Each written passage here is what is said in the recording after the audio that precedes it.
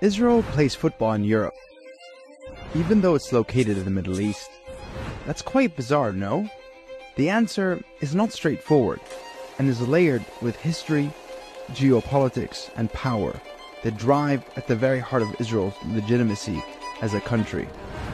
To explain, let's first go back in time. Following the creation of the State of Israel through the Nakba of the Palestinian people, the West sought to normalize its existence internationally, and that also extended to football. Given its geographic location, Israel would join the Asian Football Confederation in 1954 to strong opposition from its members. Countries refused to play Israel, and in 1958, it went through the World Cup qualifiers without playing a single game. In 1964, Israel hosted and won the Asian Cup, but only after 11 out of the 16 teams withdrew.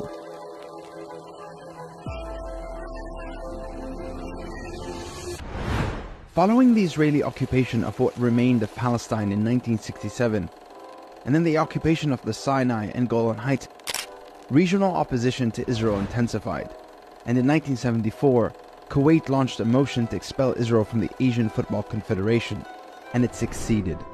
This was a first. Israel was held accountable through a boycott that defied attempts of normalizing it. Countries questioned Israel's legitimacy and saw it for what it was, a Western colony in the Middle East. That makes what happens next not that surprising. Israel joined the European Football Association in the 1990s and started playing in European competitions. In a way, Israel went home. Normalization is making the illegitimate legitimate. Football is one way to normalize, but it also extends to culture, economics, and politics. That's why Israel also participates in Eurovision, even though it is not in Europe.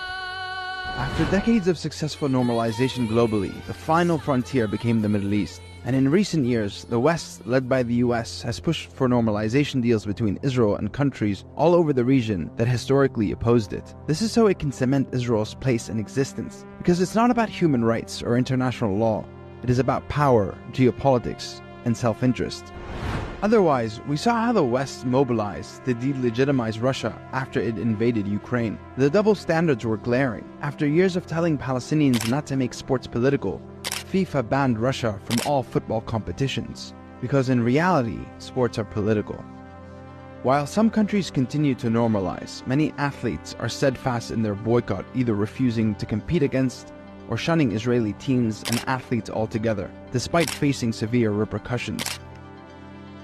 Israel needs normalization to survive. That is why it plays football in Europe. And the only answer to normalization is boycott. My name is Salim, and I tell stories that connect the unexpected. Follow for more, and support our work on Patreon.